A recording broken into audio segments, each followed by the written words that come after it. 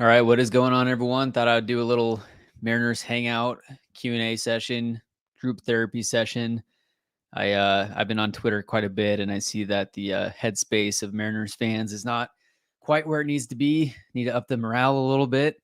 It's a long off season, but it's great timing also because Shohei Ohtani's full contract details have been released, at least a majority of the details. And it's pretty mind-boggling. If you haven't already heard, Shohei Ohtani was signed to a 10-year, $700 million contract by the Dodgers. He announced it over this weekend, but today it was just made official by the Dodgers. I'll pull up the what his contract looks like. But Shohei Ohtani is deferring $680 million out of the $700 million until after year 10. I'll pull up some images of the most deferred contracts in history, but 10-year, $700 million contract. As you can see, the average over the 10 years is $70 million per year. Shohei is electing to defer $68 million out of the 70 million each year for years 11 through 20. So as you can see here, his adjusted salary, that's $2 million per year that he's going to be paid. So what that means, basically, in baseball, they're, I believe, the only sport that doesn't have a salary cap. And so teams essentially can spend however much money they want to on payroll. The only thing about baseball is that there's a competitive balance tax. I'll pull up the competitive balance tax.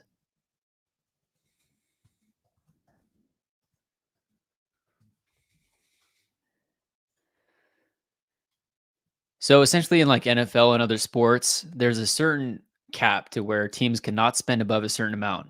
And what that does, obviously, is that it makes it so that there's a more fair playing field. Teams can't spend as much as they want to. Like the New York, the Chicago, the LA, you can say Toronto market, because they're such big market areas, they have more revenue than these other smaller market teams. You name whatever team you want, those big market teams are making a lot more money than the small market teams. And so if that owner wants to, if they want to sacrifice whatever profit they could potentially make, if they want to build a true contender, they can spend however much money they want to. So here is the competitive balance tax in MLB. And so for 2024, the competitive balance threshold is $237 million. So if you were to exceed $237 million for team payroll, if it's your first year in a row exceeding the competitive balance tax threshold, then you would pay 20%, a 20% tax on all the overages. If it's your second consecutive year going over the threshold, then you'd pay a 30% tax. Third consecutive year would be a 50% tax. And then if you're in the 20 to $40 million range above the threshold, then you would have an additional 12% on top. 40 to 60 million would be 42.5% added on top. And then 60 million or more would be 60% surcharge. So it gets really steep the higher you go up. So you really don't want to exceed the threshold by very much. And you don't want to exceed it in consecutive years. But this basically allows the Dodgers to do whatever they want to. They can now go sign Yamamoto to a pretty big deal. If Ohtani's been talking with him, he could say, hey, you should defer your contract, because then it'll just allow the Dodgers to go out and get more guys. They only have Bobby Miller and Walker Buehler in the rotation. Aside from that, it might, Kershaw might come back, but he's getting up there. And then they have unproven prospects that they would be relying on. But this allows them to have the flexibility to go out and create a super team. Yeah, Dakota Leach says that contract shouldn't be allowed. It's like the MLB wants the big market teams to be competitive only. They need to structure contracts like the NFL or NBA. Yeah, so what he's referencing are the salary caps, to where teams cannot spend above a certain amount on their payroll per year to keep things more fair between big market teams and small market teams. But so Years 1 through 10, he's getting paid $2 million. Years 11 through 20, he's getting paid $68 million. And part of this is that off the field, apparently he makes $40 million per year in brand deals and advertising, all those types of things. So he's getting $40 million per year off the field right now. He can take that big pay cut, you could say, to where he's only making $2 million instead of the 70. And then when his off the field stuff starts to dry up, if it ever does, then years 11 through 20, he's making $68 million per year. Just insane. And I want to look up the tax rate in Japan because that also plays into it with baseball and with all sports. Basically, whatever city you're playing the game in, that's where you're going to be taxed. So even though California has a super high tax rate, I think the calculation is if he were to just be making his paychecks in California alone, I mean it would be over 50% that he would be paying in taxes. And so let me look up the Japanese tax or Japan tax rate because okay. It says as of December 2023, the consumption tax in Japan is generally 10%. That's the consumption tax, Japan income tax. What I was saying is, whatever city you're playing the game in is the state that you're going to be paying taxes on. So California has a super high tax rate, but because if the Dodgers go and play in Texas or a certain amount of games, then for those games he would be paid at a lesser tax rate. But so by deferring all this money to, after he's done playing in California for the majority of the time, I'm curious if the tax rate in Japan or if he would be able to bypass the California tax because he's getting paid, years 11 through 20 in Japan and not technically in California, if that's the route that he goes, or if he were to move to another state, in the US that has no income tax or a better tax rate.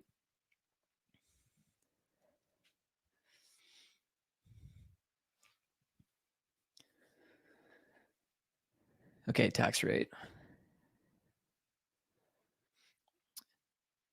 Okay, this is 2020, but the tax rate in Japan for 40 million and above is 45%, which is less than like the 50+% that he would be paying in California, I believe. We'll see as more information comes out on this, the exact details of how much he would be paying or saving. Let me get to some of your questions. Make sure to like and subscribe. Let me know your thoughts in the comments below on what you think of Shohei Ohtani's contract, if you know the full details or if you've seen it yet. Again, if you're just joining, Shohei Ohtani, $700 million contract over 10 years. He is elected to defer $680 million of that amount to years 11 through 20. So he's getting paid $2 million per year.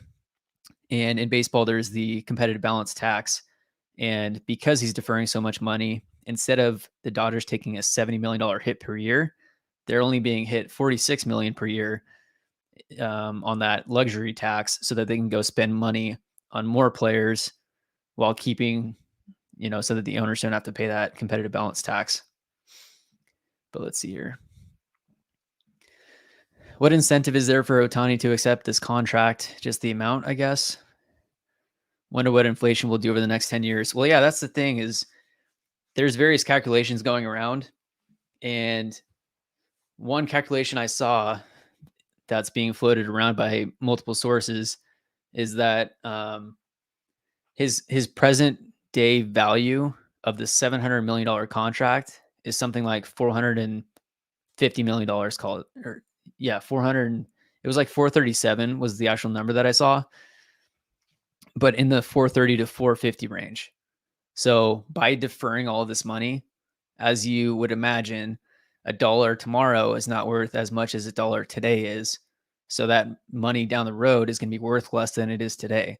So it's $700 million today, but since it's deferred so long, that $700 million that he's getting paid down the road is technically just $437 million today. Still a lot of money, but he's taken a big hit on the potential earnings so that his team can be more competitive.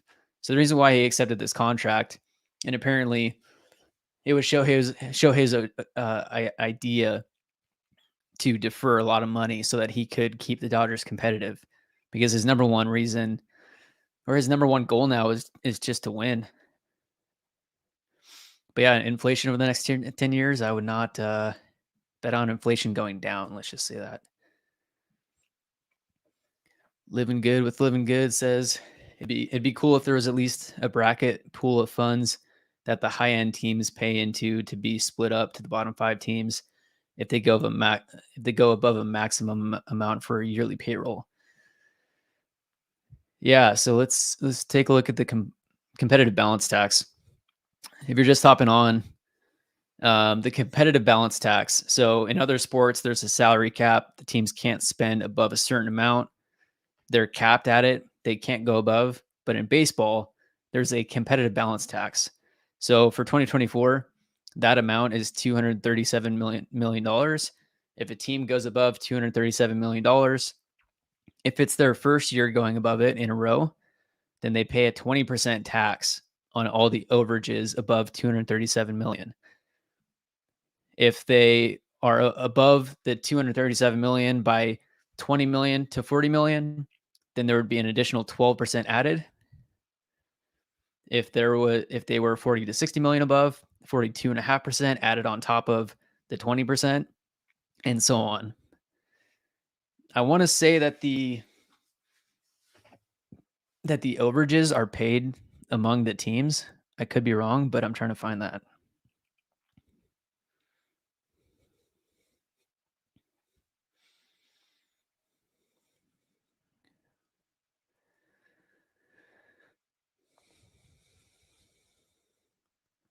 I'm pretty sure that it's spread out over the teams like revenue sharing, but I could be wrong on that.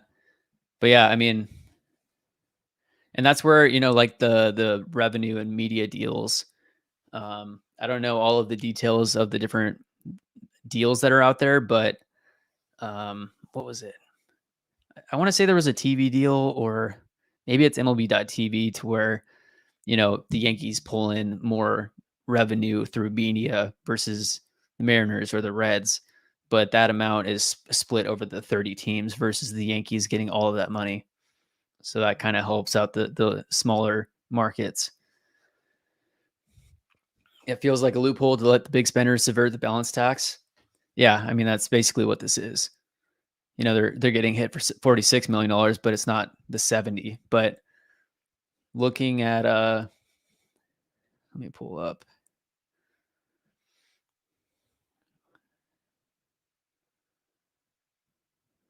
right here. So Jeff Passan tweeted, "For anyone wondering if MLB will challenge or cancel Ohtani's contract, the answer is unequivocally no. There's a specific article in the collective bargaining agreement that addresses this, and it's very clear. Deferred money is limitless, even 680 million to 700 of 700 million. It says deferred compensation. There shall be no limitations on either the amount of deferred compensation or the percentage of total compensation attributable to deferred compensation for which a uniform player's contract may provide." So basically, it's the players and the owners that are negotiating these collective bargaining agreements.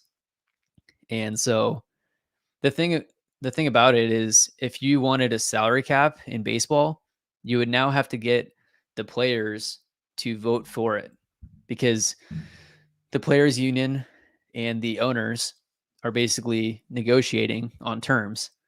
And, every time that a deal expires, there's typically, or recently, there's been the lockout to where they can't come to terms on certain things. And so you have to give in on some things to get certain things back. Um, but yeah, you'd have to get the players to sign off on a salary cap, which isn't going to happen. Because if you think about it from your perspective, would you want to cap your income? I don't think I would want to cap my income. And so you'd have to convince the players to cap their income like for the good of the game, is what you'd have to say. Would they sign off on that? I don't know. sour vanilla.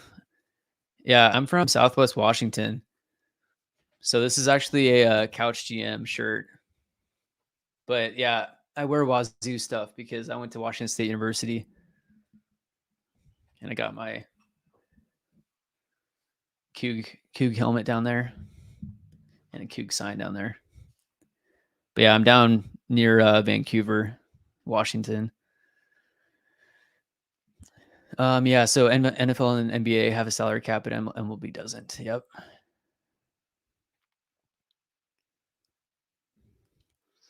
Do you think this is going to start a trend? Who would be the next Soto? Well, yeah, I mean, Soto's gonna. The projections were something like 10 years, 450 million for Soto. Soto has 1 year left. He's with the Yankees this year, and then I believe he's a Boris guy. But yeah, I mean, he's gonna command 450 million. Whether or not he wants to defer his money, we'll see. And the thing about the Ohtani one is that they're not paying interest on the deferred money. So in some deals, the teams will be paying interest. So it's like, okay, 68 million at a certain interest rate. So that 68 million is actually increasing over time to help combat inflation, but his deal is not. So that deflates the amount that his deal is actually worth that much more. That's where $700 million that he's getting paid is now worth 437. Yeah, it was his idea to do the deferred stuff. He just wants to win. I mean, good for him that he's willing to do that. Because I mean, he at what point is it just is money not an obstacle at it? He's making 40 million off the field. He's making 2 million in his contract the next 10 years. Then he's making 68 per year. I mean,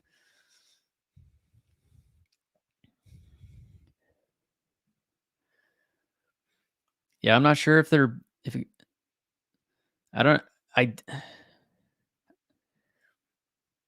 I don't think I feel like it has to be split up among the teams. If Major League Baseball is just pocketing all that money, I don't think so. I have a feeling that in the collective bargaining agreements, or maybe some of it's paid off to like a share among the players.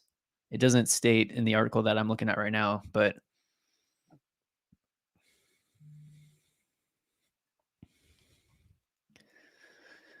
yeah, let me know your thoughts in the comments below. I'll be making a video talking specifically about the Ohtani contract and the full details of it, as much of the details as I can this week. So make sure to look out for that video. But I wanted to do a little Mariners Hangout group therapy session, go through the trades that have been made so far a little bit.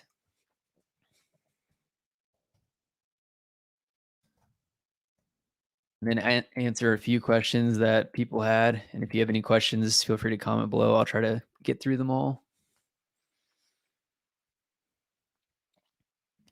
But let's do this here.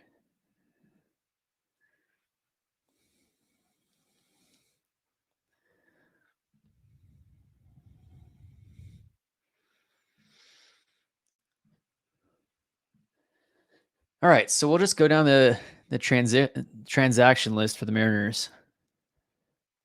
So end of season, but a bunch of guys hit free agency. Really, the first deal that happened was, of course, the Mariners trading Isaiah Campbell to the Red Sox for Luis Arias. A lot of people, were upset that they traded Isaiah Campbell and that he looked solid and had the potential. In all reality, the Mariners have done a fantastic job at being able to find bullpen talent really out of nowhere and either sign or trade for them and turn them into high-end, high leverage relievers. You look at Justin Topa from last year. I didn't know who Justin Topa or Gabe Spire, even Taylor Saucedo. I didn't know these guys, but the Mariners end up bringing them in, turning them into solid talent. Topa was one of the best guys that we had. You have Munoz, Brash, Topa, Spire, and then you have some of these other guys that were acquired recently. You throw them into the pitching lab and you get, a Brash. I mean, that's a high ask for that, but these guys that, and the reason why they keep going for the guys that are throwing 100 plus, you can't teach 100 plus. You can teach how to throw a nice breaking ball, or you can get your command dialed in, but you can't teach 101. Anyways, they traded for Luis Arias. He's currently slotted to be the third day or opening day third baseman, which I hope changes. He's really a utility infielder. He would be a good depth piece, assuming that they get a third baseman and then they get a couple other bats. If Arias is a depth piece there, that'd be good. But then Eugenio Suarez was traded to the Diamondbacks, of course, for Carlos Vargas and Sebi Zavala. The Sebi Zavala move was pretty interesting for me, you could say. I mean, the Mariners PR flaunted his defensive ability. So he's really just looked at as being a backup to Cal Raleigh on his days off. He can stop some balls while he's back there. Maybe their plan is to have Cal at DH some of those days when he's not catching. But Carlos Vargas, as I mentioned, he throws 101. His walks per nine were something like 6.8. His strikeouts weren't fantastic, but he's got the stuff to put him in the lab with the Mariners, teach him how to throw a good slider, maybe a changeup, and could end up being a solid back end guy. Then moving to December.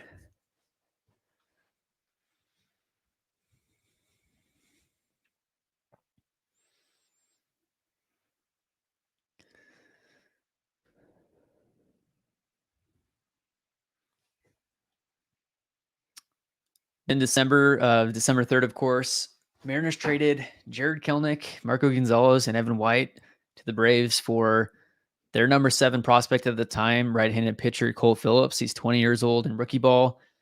Apparently he was hitting 100 miles an hour in high school. He did have Tommy John surgery right before the draft when he was drafted. Cole Phillips now is fully healthy and he'll be ready to go for this year. And apparently I saw on Twitter that he was hitting the mid to upper 90s already again. So things are looking good for Cole Phillips. And then Jackson Kowar, he's another one of those back end bullpen guys. I was watching some highlights on him. I mean, his changeup is filthy, like a Devin Williams type changeup. We'll see, if they can dial some stuff in with Jackson Kowar. His walks per nine were not stellar, the same thing as Carlos Vargas, but we'll see what happens. Obviously, really puzzling moves. They're the Mariners' number 3 or top 3 strikeout percentage guys in Gino, Teoscar, and Kelenic are now off the team. And in some of DePoto's statements, he's mentioned that they want to go to a more balanced lineup, which makes a ton of sense. And he said that they don't like how their offense has been formed. It's been solely reliant on walks, home runs, and strikeouts. And now it's basically completely doing away with the strikeouts aside from Cal Raleigh. And now the assumption is that they're going to go out and add some bats that have solid impact, consistency, contact, on-base percentage, batting average is going to be the keys. But, like talking with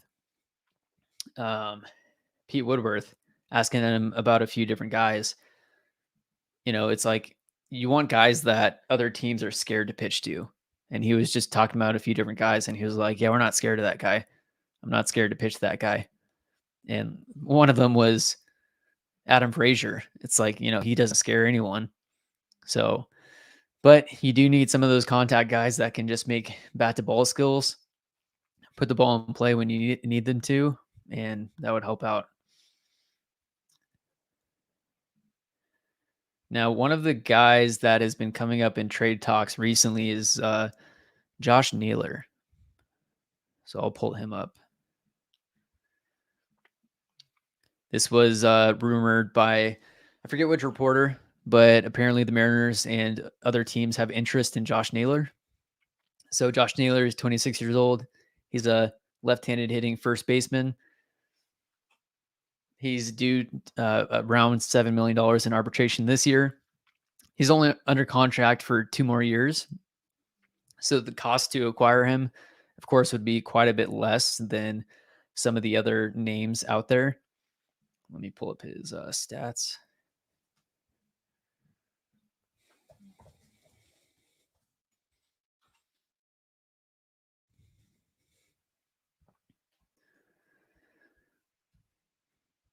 So Josh Naylor last year,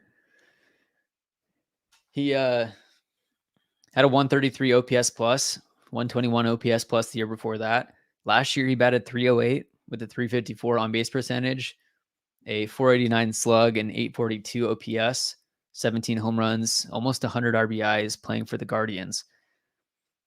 So, I mean, if you're able to have Josh Naylor at first base, I think Ty France being at DH would make a lot of sense if they want to get him out of the line of fire, keep him healthy. Have Ty France at DH, Josh Naylor at first base. If they go that route, then I feel like they need to get some athletic guys for the outfield. The assumption right now is that Julio Rodriguez is going to be in center, of course. I would imagine that Dominic Canzone is going to be starting in the outfield, maybe in left field. And then if you go get a Lourdes Gurriel Jr., an athletic guy that can play the outfield, he's got solid contact ability also.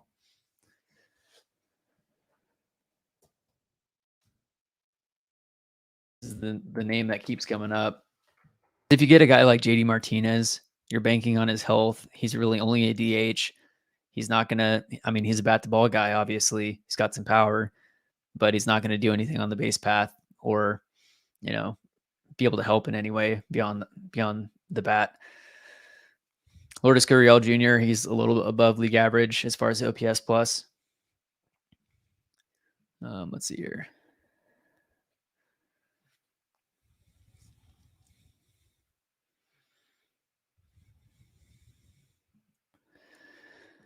Yeah, and out of all the teams, the Dodgers get Ohtani. Yeah, that's frustrating.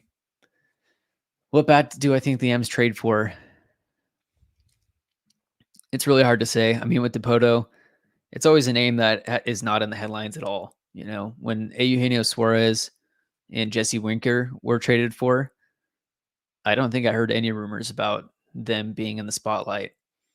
I want to say, I don't know if Jonathan India was on the radar at that point as far as trade rumors. Like, hey, we should go get Jonathan India, but then they ended up getting Gino and Jesse Winker. Like the Colton Wong trade was out of left field. I feel like whatever trade actually happens is going to be none of these mock trades that people are putting together. We'll see if Josh Naylor is moved. You know, the whole Isaac Paredes and Randy Rosarena, that would be amazing, of course. That would be very costly, and I'm not sure what that would cost. But yeah, I mean, Jung Ho Lee obviously would be really good too. I believe.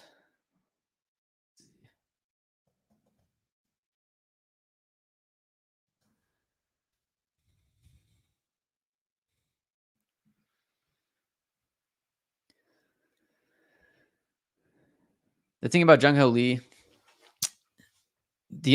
I mean, it's not an issue, but he bats lefty.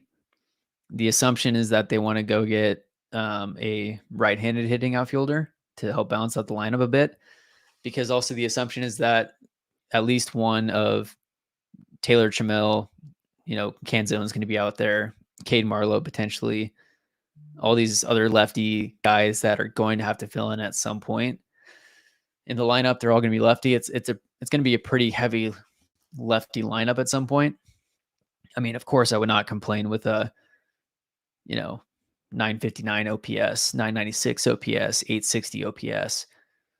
And you don't want to avoid top talent just because of their handiness.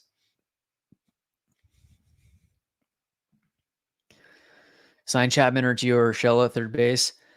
Everyone's hating on Chapman. I mean, I would take a perennial platinum glove, basically. A guy that's up there for defense every year. I mean, his OPS plus is above league average every year. His batting average isn't great, you know, or it's not good. You know, 210 batting average, 229, 240. He does have some pop. I liked him when he was in Oakland.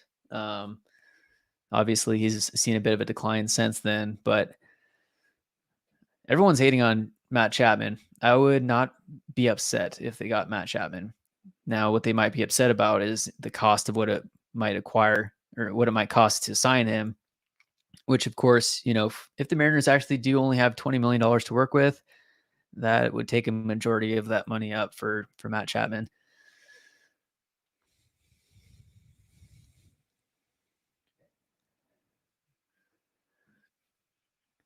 Zavala move pretty much shuts the door on Tom Murphy. Yeah, I wanted to see Tom Murphy back too, and I want to say his let me see.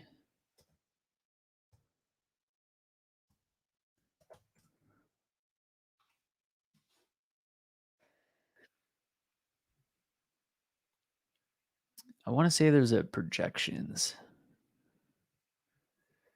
But I mean, he's going to be paid in the $5 to $8 million range, $5 million to get Tom Murphy, and instead they traded for Sebi Zavala, who's a backup catcher on um,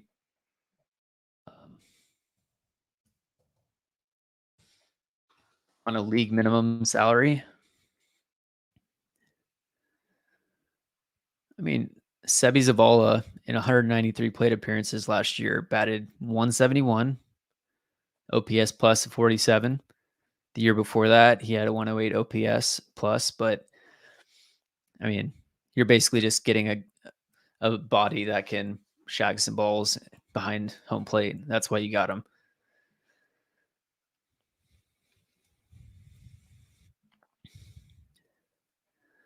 It's not that the Ohtani deal should be illegal.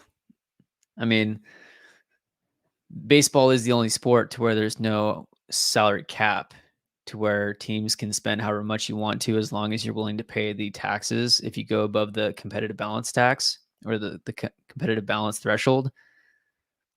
So big market teams can go out and spend and do what they want to. But in order to change that, to change what's written into the collective bargaining agreement, you would have to convince the players that it's not good for the game to have it to not have a salary cap. The owners would enjoy to have a salary cap. And like I said earlier, would you want to cap your income? I wouldn't want to cap mine. So it'd be hard to convince players to cap their income. And then owners would, not offer as much in free agency because they have that collective bargaining or that salary cap that they have to avoid, and that would be the reasoning for paying people less, which then the players would not like.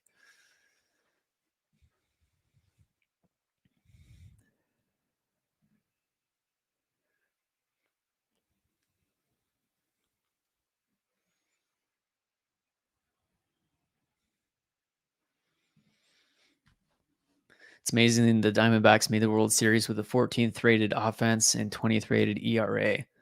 Man. However, they were second in stolen bases. Yeah, I mean, you have guys like Corbin Carroll, Alec Thomas. You got some real speed. They have some real power in the lineup too. Um, but as much as it sucks to see and to say, the Mariners were so close to making the playoffs, and they very well could have and should have been in the playoffs. A top 5 pitching staff or rotation in baseball. The lineup was around like 23rd in OPS for a majority of the year. And if Julio and some other guys just put together a solid week the last week of the year, then they're in the playoffs. And they had more wins than the Diamondbacks. So as much as it sucks, you're also competing just against your division to get into the playoffs. But yeah, I mean, if we do need impact like Randy Rosarena, someone that teams do not want to pitch to that is a constant threat in the batter's box, ideally a power speed combo like a Randy. Yep, this is a therapy session. So if you have other thoughts or comments, feel free to let it out because Mariners Twitter needs a little break from all the pessimism.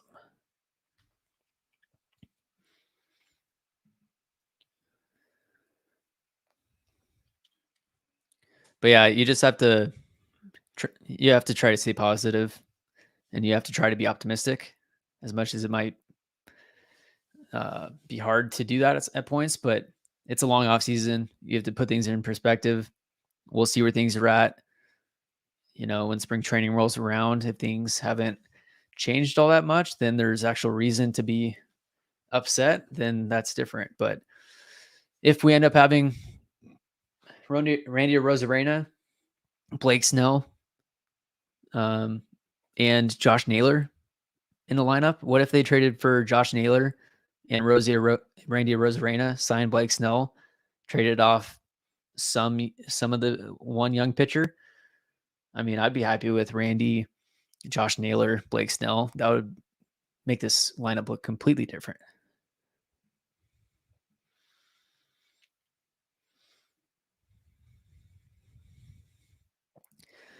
Zach says Chapman is an absolute non-starter for me. I'm curious why. If you're still on, Zach, do you want to let me know why not Matt Chapman? Is it just the batting average? Because you know, I'm not seeing the same hate as everyone that's hating on Matt Chapman. Is it because he strikes out? Let me take a look at it.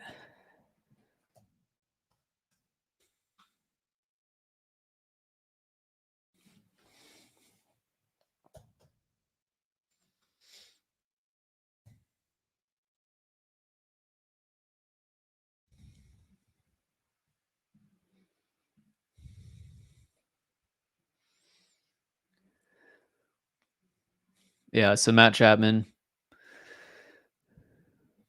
So what's interesting is that his chase rate is really good, but his whiff rate and strikeout percentage are not good. He does walk a lot. So he walks a lot. He also strikes out a lot. His average exit velocity is the 98th percentile. Barrel percentage, hard hit percentage, 98th and 100th percentile.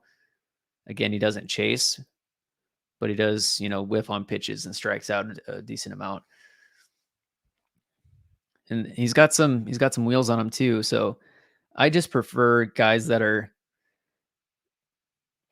not against, Gino or JD Martinez or those types of guys, but I would be so much more comfortable if there was speed throughout the lineup, a combination of power and speed in whatever way you can get it. But yeah, I mean, Chapman striker percentage isn't great, but then he does walk a bit.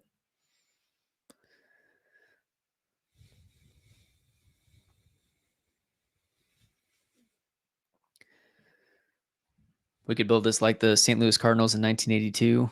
Great pitching, high on base percentage, high stolen base totals, and a big bopper in the middle. You should submit your application to Mariners front office, at least as a consultant. Because, yeah, I mean, that's just a recipe for success right there. Relying on walks and home runs is not realistic. Those players are not going to always hit home runs in the clutch situations when you need them to. They're not always going to draw a walk. You can't rely on walks. You can't force a walk. The only thing you can control is whether you swing or don't swing at a pitch, and then if you can make contact on the pitch or not. And if you're banking on getting a walk, if that reliever's pounding the zone, that's not going to happen. But yeah, we have the great pitching already. We just need some high on base percentage guys. We already have, Julio get some stolen bags. If we get Randy up there stealing some bases, and then you got Cal Raleigh and Josh Naylor in the middle of the lineup. Okay, let's just think about this for a second. JP Crawford, Julio Rodriguez, Randy Rosarena, Cal Raleigh, Josh Naylor, Dominic Canzone, and then go down the list. I like the sounds of that.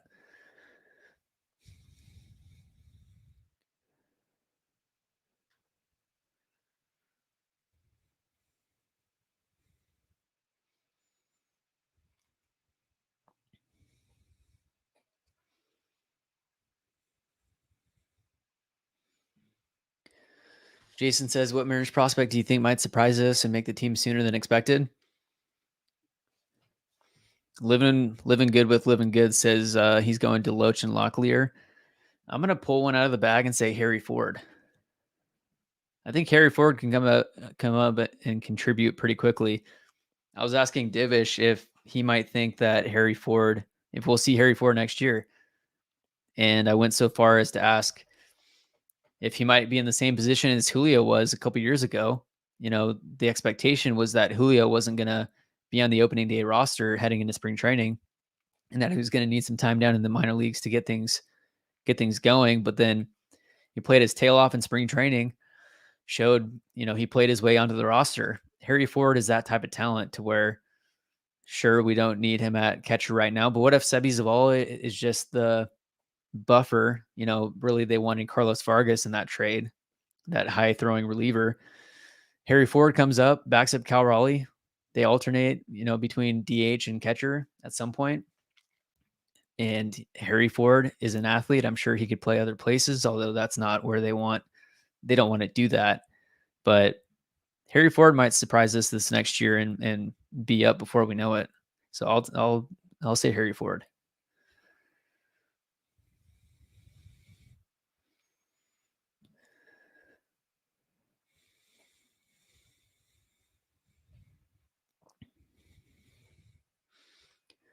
Yeah, while we're here, I'll look up Jorge Soler.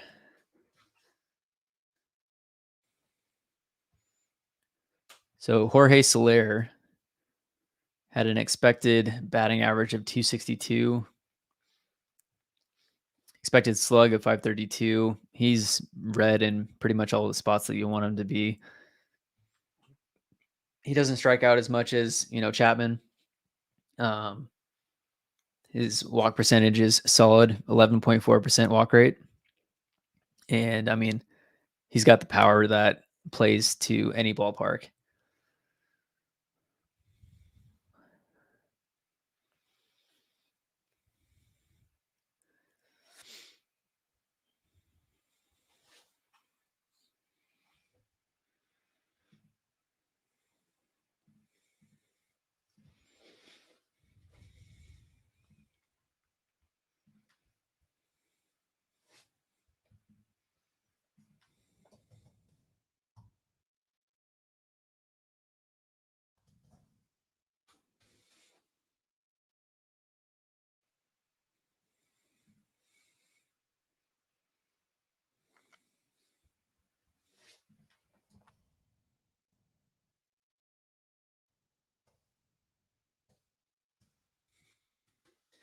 I'm going to look up the free agent projected salaries.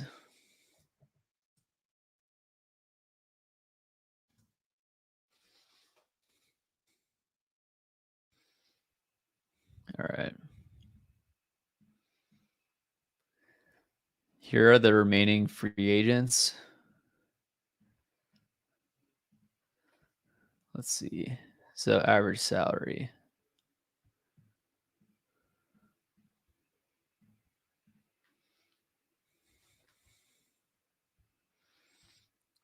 I'm curious what it thinks that Blake Snell is going to get. I would say around 20 to 25.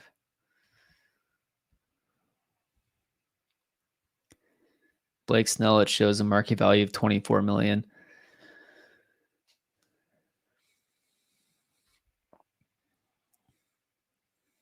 Let's see. Let's do this.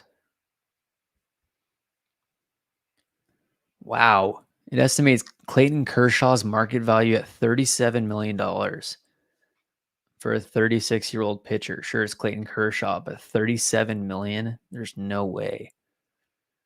Blake Snell at 24. Julio Arias is gone. Jordan Montgomery, 18. Michael Wacha, 18. Then it drops off a bit. Gets to, you got Stroman there, Clevenger, Giolito. But beyond that,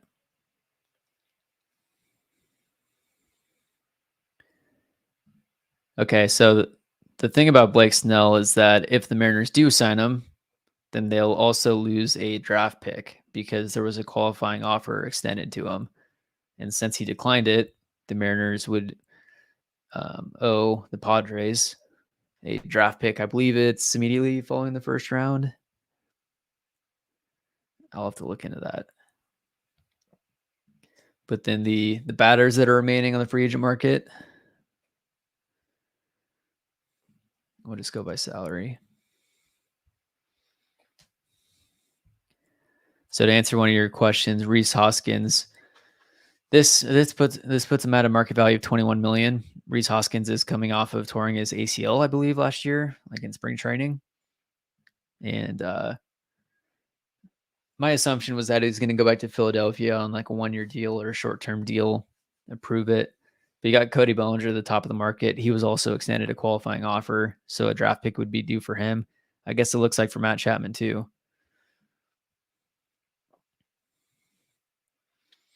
So that decreases the value of those free agents when they have a qualifying offer attached to them.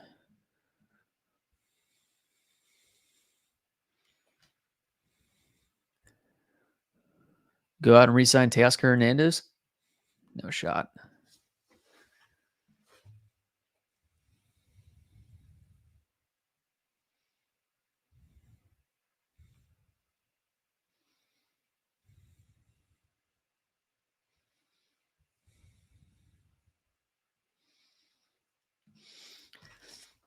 Regarding Matt Chapman, Zach says relatively same hitting profile to me as Suarez is going to cost infinitely more. And Suarez was the quarter clubhouse guy. If you're in on Chapman, would have preferred to keep Gino. Yeah, definitely agree with that. I mean, Gino was, the guy in the clubhouse. When you're there at the field, he would run out and just yell at the top of his lungs, like scare everybody in the dugout. But the vibes, good vibes only. I miss that. Ian says, my issue with Chapman is how horribly inconsistent he is. He'll have 1,000 OPS for like 2 months of the year and then a 650 OPS the rest. I'm curious if there's something to that, or, which ballparks, if it depends on the ballpark too. He doesn't like cold weather.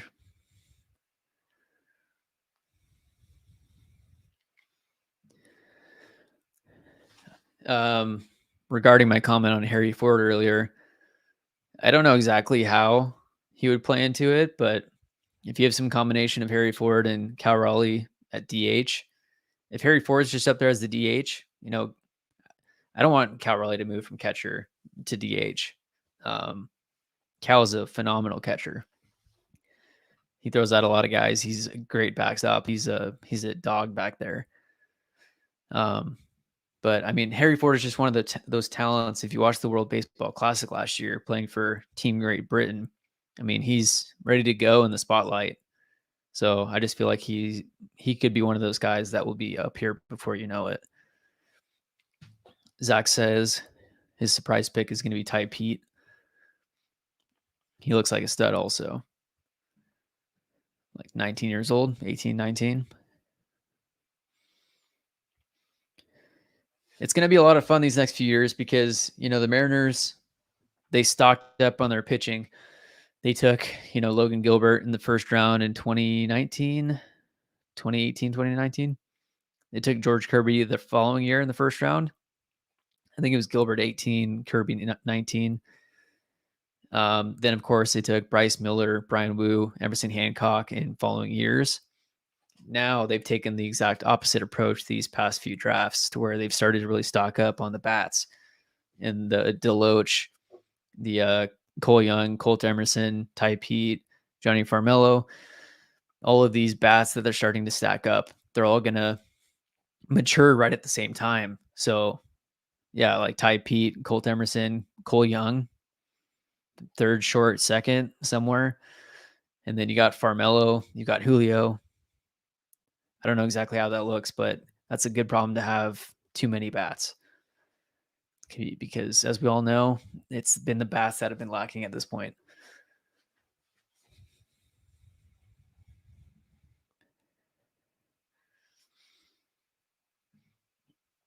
What's a Randy trade look like?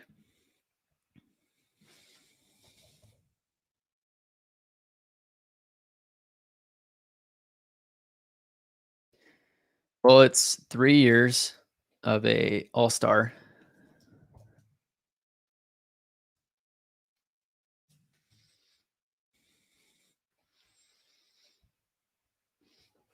A guy that's gonna be 20 to 30% above league average on a year-to-year basis as far as his bat's concerned.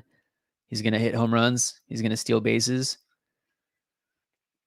If you, I mean, you're looking at J.P. Crawford, Julio Rodriguez, Randy Rosarena as the 1 through 3. That would be amazing. And I would argue that you really can't give up. I mean, I don't want to say you can't give up too much because you definitely can. But would you give up Bryce Miller for Randy Rosarena? It would cost more than that because, Bryce Miller pitches every fifth day versus Randy Rosarena having an impact on your lineup every single day. So Bryce Miller plus, or would you give up Harry Ford plus? I don't know exactly what that looks like, but you're probably paying something like that as a start.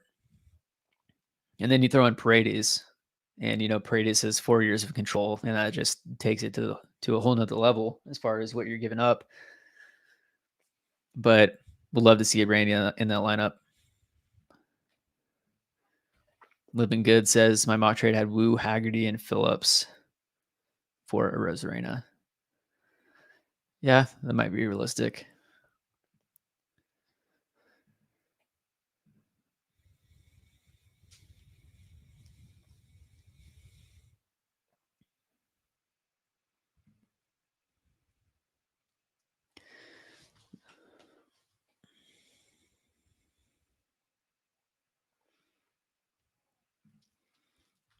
Living Good says he's a no on Snell.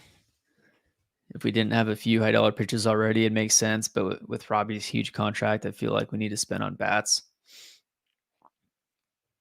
Yeah, I could see it either way. I don't know that you necessarily need to spend on bats, but we need to acquire the bats. And so whether that's coming via the big trades with the Rays or other teams, you know, the big free agents out there. Let me pull this back up again. You're talking Cody Bellinger for $22 million, which is what you'd be paying around Blake Snell. Then, I mean, the free agents beyond that, you're taking risk, and it drops off a bit. Do you really want Hunter Renfroe or Jock Peterson, JD Martinez? Lourdes Gurriel, I think, is the guy. He's projected to get 14.6. You definitely don't want Joey Gallo. Jorge Soler would be a guy, but you really need a couple bats out of this. So maybe acquire via the trade and a free agent. But Robbie Ray's contract falls off in 3 years.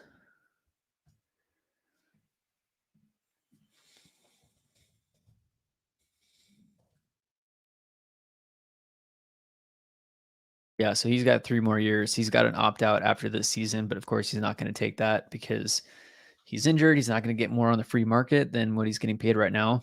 He's going to get paid 23 million this year, 25 the next year, 25 after that. Luis Castillo is 1 year after that.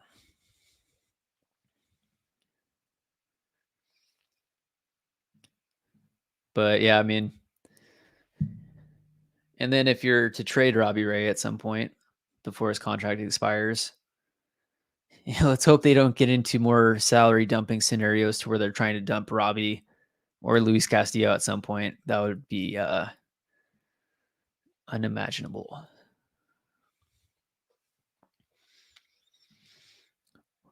John, but would you rather have Noelvi Marte or Luis Castillo? I mean, Noelvi Marte would be great just because we have a hole at third base right now, but Luis Castillo is the rock. I mean, he is the ace still. George Kirby has the potential to become the ace.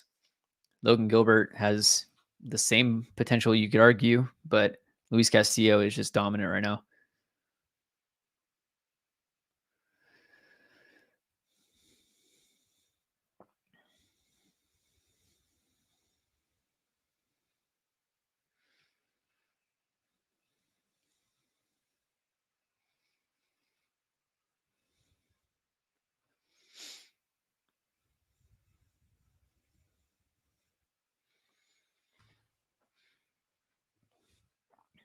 Yeah, an above average starting pitcher does bring a lot. I'm gonna see. I'm gonna take a look at the recent trades.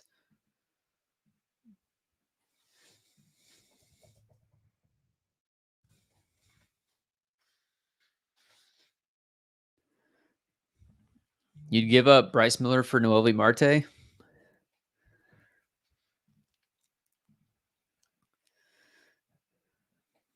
I don't know about that.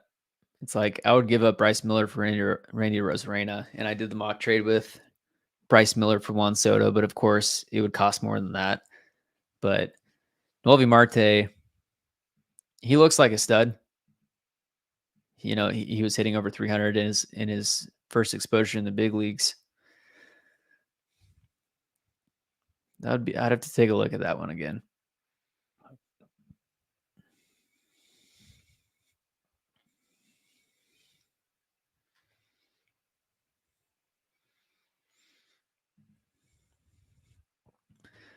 Yeah, I don't think they'll trade Noelvi Marte either.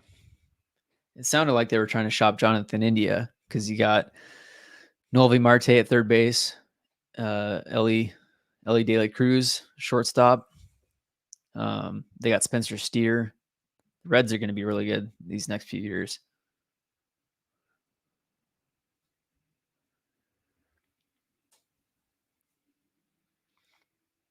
I guess let me know if there's any names that haven't been mentioned so far that you think the Mariners might get.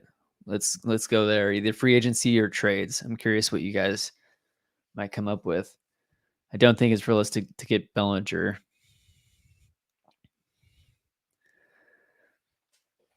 Justin Turner was another name, but he's 39.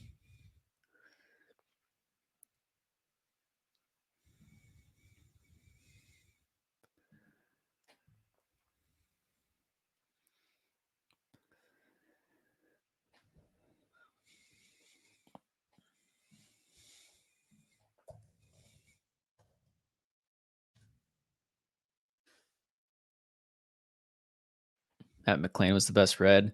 Yeah, Lane Thomas was the name that I had. I had a buddy that's a Nationals fan last year that was talking about, the Mariners potentially going after Lane Thomas in the outfield.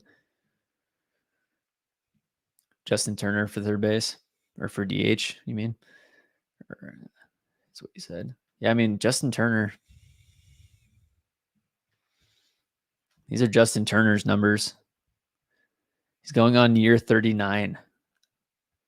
This is going to be his 16th year in the big leagues. Even last year, batting 276, 23 bombs, almost 100 RBIs for the Red Sox. OPS plus of 114.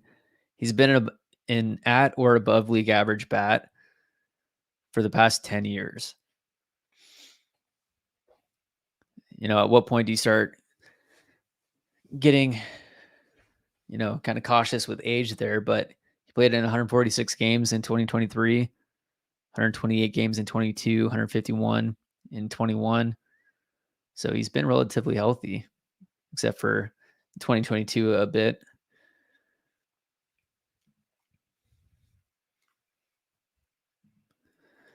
What would it cost to acquire Jackson Holiday?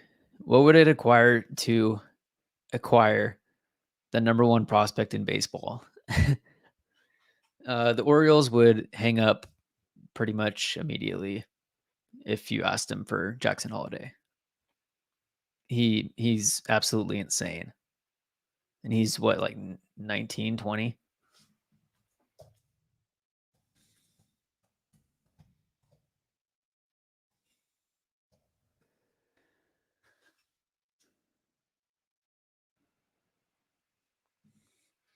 Yeah, Jackson Holiday just turned 20. Just for fun, what would a package be? All right, let's start with Julio. Then we'll go Bryce Miller, and then we'll go Harry Ford, and then we'll go. I mean, I don't know if there's a realistic package that you can even put together for that. I guess what would you have given up for? I mean, who was the number one prospect before? I was trying to think of a Mariners guy, but Jared Kelenic was not a top prospect. Jared Kelenic was like a top 5 prospect, I think, before he came up. Like, what would you have given up if you traded Jared Kelenic before his debut to when he was the most hyped, when he was like a top 5 prospect in baseball?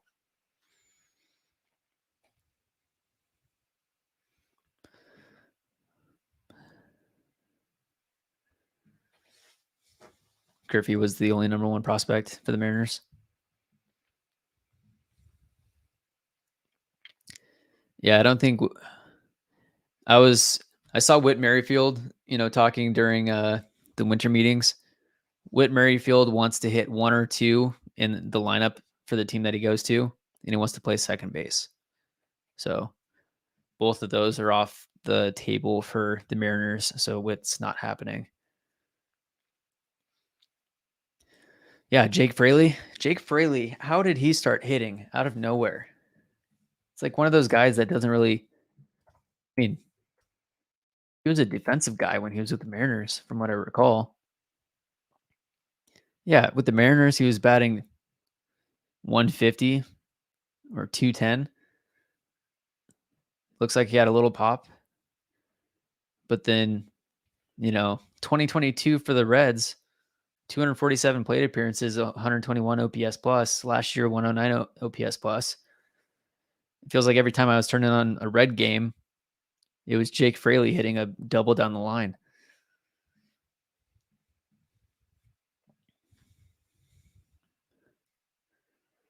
Yeah, Holiday is going to be a lifelong Oriole.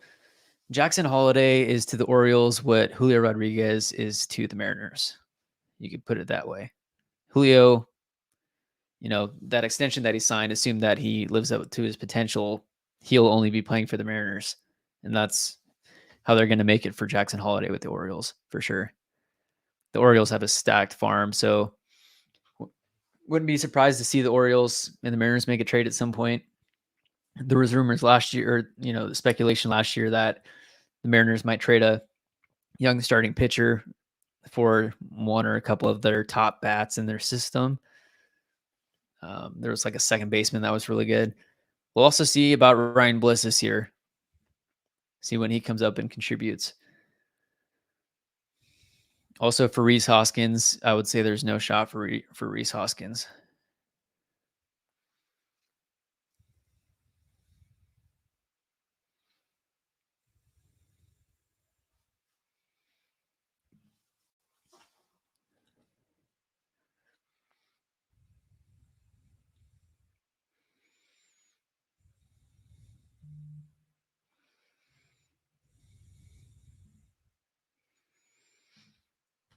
Keeping in mind Poto's comment about getting 1.5 corner outfielders, my mock trade is Brian Wu, Jonathan Clase, Michael Arroyo for Randy Arozarena, Manuel Margot, and Austin Shenton. Bringing back Shenton.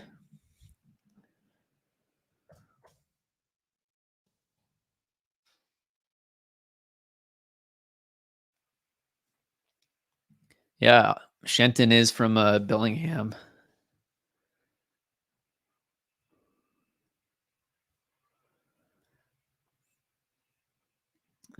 Let's see.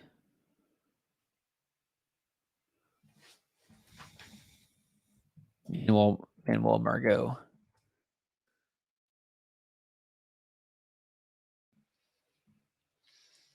Manuel Margot, he's 29.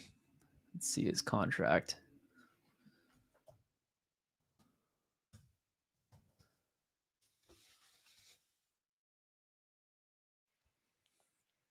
So Margot's getting $10 million this year. There's a mutual option for 2025, which is $12 million. So his value, he doesn't have much value as far as the contract is concerned. But I mean, geez. 2021, he was 61% above league average. Sorry, that was wait. No. I was looking at total bases. Completely wrong. Manuel Margot, he's right at or a little below league average as far as the bat.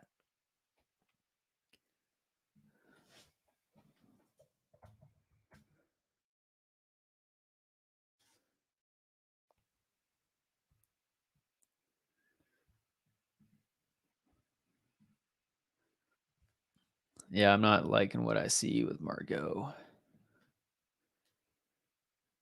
I don't think so. And especially if you're giving up, Brian Wu, Jonathan Clase, Michael Arroyo.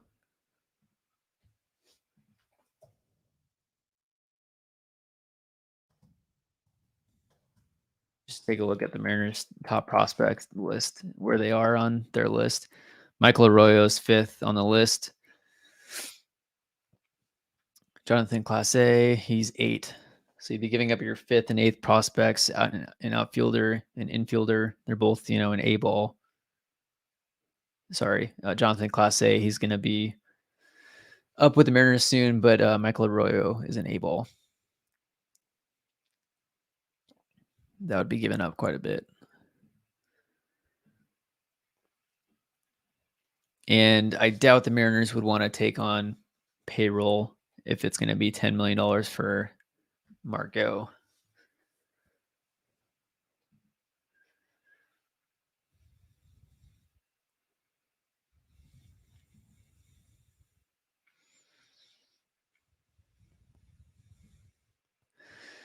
If John was going to build strictly on trades, which is what it looks like we're going to be doing. To make us competitive, you get Gleyber Torres, Randy Rosarena, Noelvi Marte, and give JD Martinez a 1-year contract. So you'd be giving up about like the top 10 of the farm system.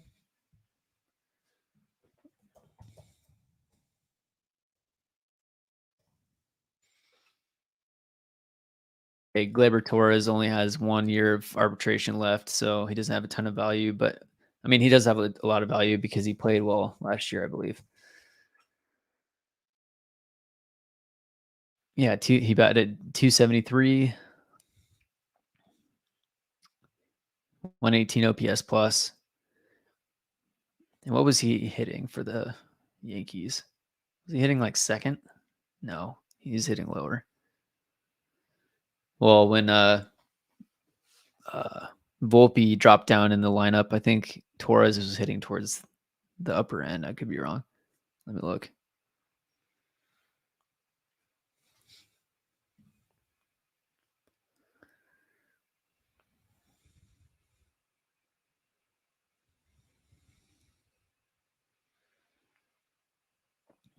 Yeah, Gleyber Torres was batting first, second, third in the Yankees lineup basically all year.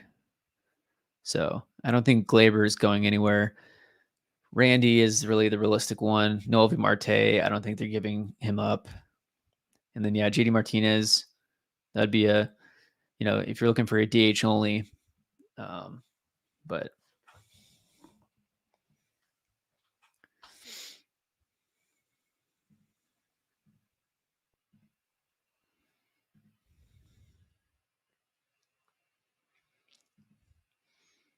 Margot is an immediate DFA. Yeah, Rays are trying to salary dump him, and the Mariners are not a team that would take on a salary dump. If there's anything we've learned from this offseason.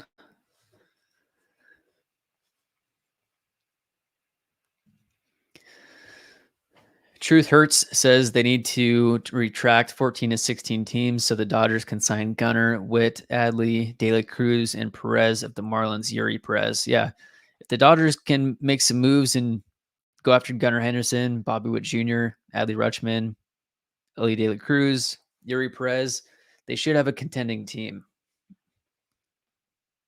Yeah, let's just I don't know. I'd be up for a salary cap just because the Mariners will never reach the cap or the luxury tax threshold.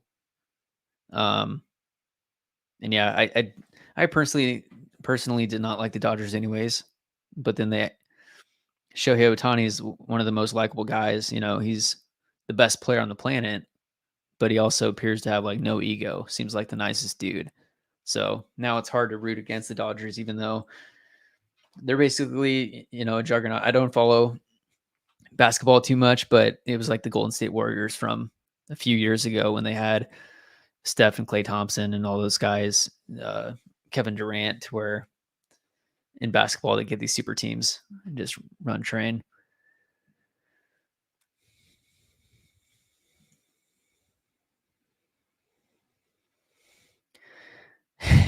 JD would give us 80% of what Ohtani is as a hitter.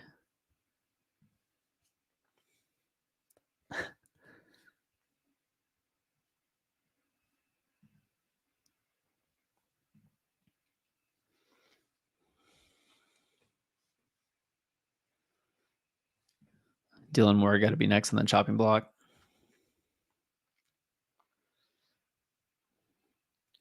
Yeah, they really do love utility guys.